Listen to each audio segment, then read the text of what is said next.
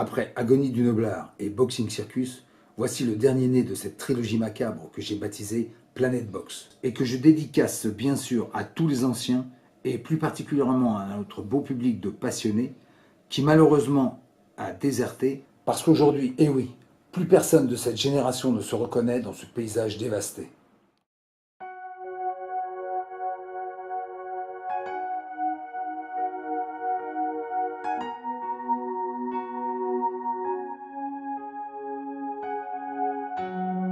Aujourd'hui, tout le monde a entendu parler de la COP 21, de cette mobilisation planétaire qui, chaque année, réunit les chefs d'État de tous les pays industriels afin de combattre le réchauffement climatique.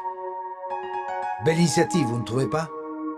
Seulement quand je vois qu'à l'inverse, chez nous, sur la planète Box, on se les gèle depuis des décennies et que personne ne bouge, eh bien je me pose véritablement la question de savoir à quelle heure on met le réveil. Alors bien sûr, je ne suis ni le Nicolas Hulot ou le Yann Arthus Bertrand de la boxe, je n'ai pas cette prétention-là, non.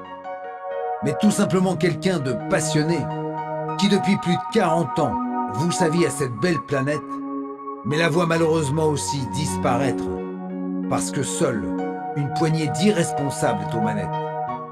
Et d'ailleurs, quand je repense au crash de la Germanwings, cette compagnie aérienne qui a osé confier les commandes à son copilote, Andreas Lubitz, alors qu'elle le savait être inapte, eh bien je me dis que chez nous aussi il y a urgence à réagir, si nous ne voulons pas finir dans le mur ou nous voir disparaître définitivement du paysage.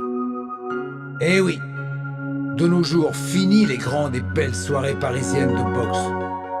Pour les passionnés, les anciens, c'est devenu de l'intox, et pour les autres, c'est carrément Verdun. Non, monsieur, dame, je ne suis pas fou ni atteint de paranoïa. Mais comme pour beaucoup, nous sommes tout simplement victimes d'un cruel attentat. J'ai donc décidé de quitter définitivement cette planète, que je ne reconnais plus, mais surtout, qui ne fait plus rêver. Sans oublier, bien sûr, de remercier au passage tous les technocrates et têtes pensantes de cette belle fédération, devenue aujourd'hui illégitime, parce que bien trop de ces élus surfent sur cette vague de l'incompétence, du mépris et de l'arrogance. Nous précipitons tous, et sans état d'âme, dans les profondeurs de l'abîme.